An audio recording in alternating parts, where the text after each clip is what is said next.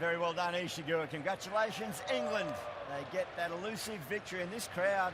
I'm joined on the outfield by Michael Vaughan, Alyssa, Healy and Mark Waugh. But Vaughanie, your son is somewhere in there.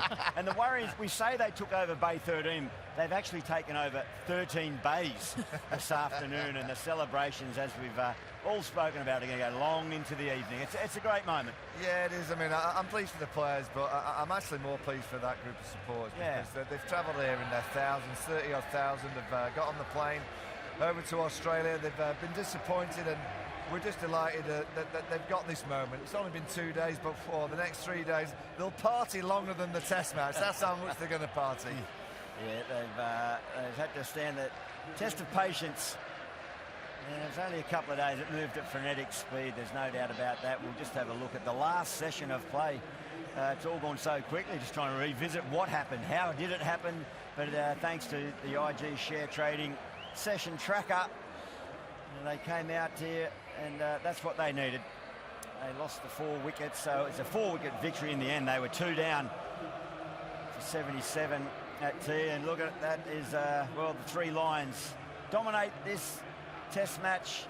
All the frustrations will come home to roost when they think where they were on day 2 over there in Perth. What might have been, it might have been a different scoreline at the moment, but well, they look like they're a little bit more subdued. What did you make, Alyssa, of the captain's comments? Steve Smith, he didn't want to lay blame on the pitch. He said maybe a fraction too much grass, but he certainly didn't put it down to the reason they've been beaten. Yeah, he seemed to think that if they had 50, 60 more runs on the board in each innings, they might have been in the contest late today. But yeah, it did suggest maybe it was slightly in favour of the bowlers. I think we're well aware of that, just the way that the speed of the Test match it moved in. But yeah, he didn't say it was a bad pitch all around.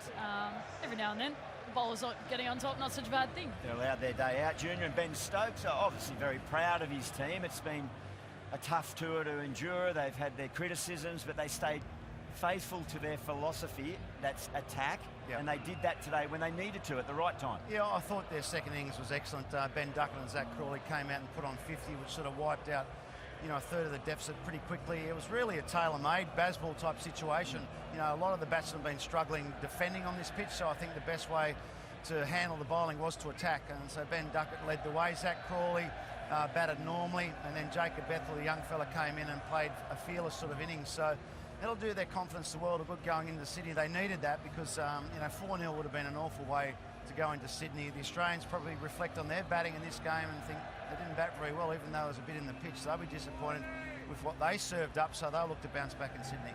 And, of course, World Test Championship points up for grabs, so that's something to factor in. We're going to take a break. The celebrations, they're going to keep going over there. Well, the fans, the English fans, reluctantly leaving the MCG. They have been rejoicing here. A 4-wicket victory.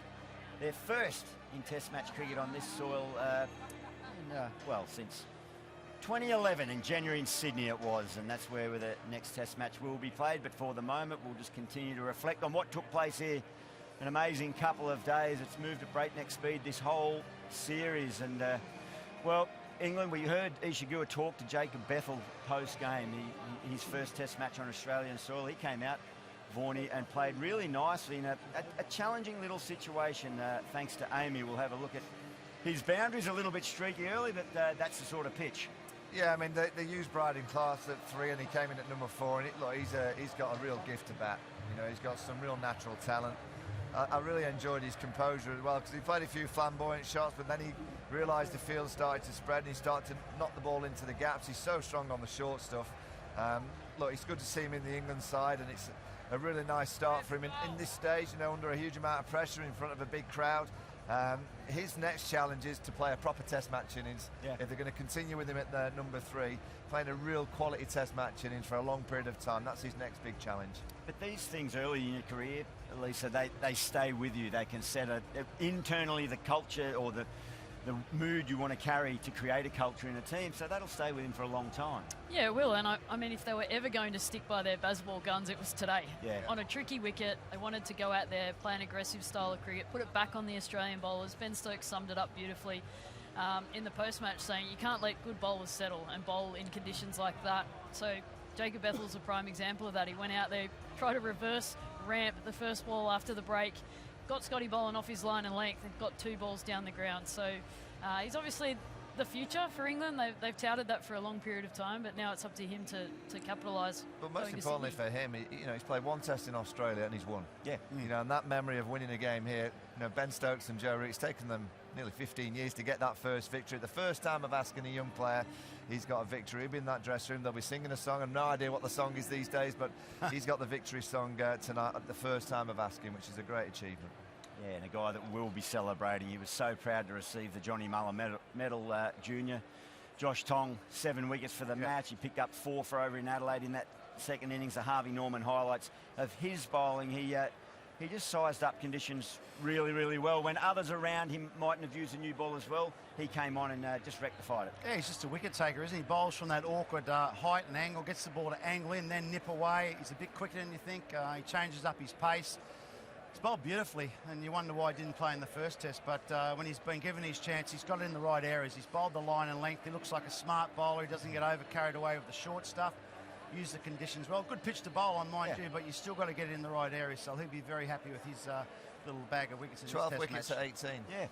Yeah, that's making an impression, there's no doubt. And you heard the comments from Ben Stokes. He's really happy with him. He says that the pride whenever he pulls on that shirt is obvious to all. So that's a terrific return for him, and great memories as well, winning a test match on Australia. Sydney in about a week's time, a week tomorrow. I'm sure it's not going to be conditions like that. What changes are we thinking? And we'll start with England. Any thoughts from the three of you? Well, you think that Gus Atkinson's gone with his hamstring, so someone like Matthew Potts might get his first game. There's Matthew Fisher in the squad as well, so I would think one of those two seamers will come in. Other than that, I can't imagine there'll be a great deal of change. They're pretty consistent when they win a game of cricket. Most teams, you go the same again. There's an injury, so there'll be one bowler comes in for Gus Atkinson. No, it's not going to be Shoaib Bashir. I can't imagine so. Depends the Sydney on the pitch. Well, Depends on it. We don't know what we're going to get there. Well, last year it went all over the place, and in Shield games this year, it's kind of offered a great deal to the seam bowler. So if it's a similar kind of pitch, I would think it'd be one of the seamers for Gus Atkinson. Comfortable with that? Yeah, I think that's right. Yeah, but I mean, Australians, will they change something? I mean, Todd Murphy's he's in the squad, so I imagine they might have a spin option there.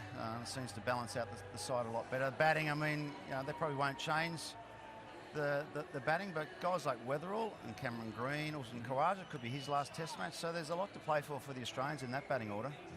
Yeah, I would only probably think about the bowling on the Australian side as well. I mean, it's probably talk of rest here and there. I mean, this game's only gone 2 days and they get a few extra days off the quick, so I doubt that will be the change. But I think, as we've all said, spin might come into play, so that's probably the only toss-up. But who misses out?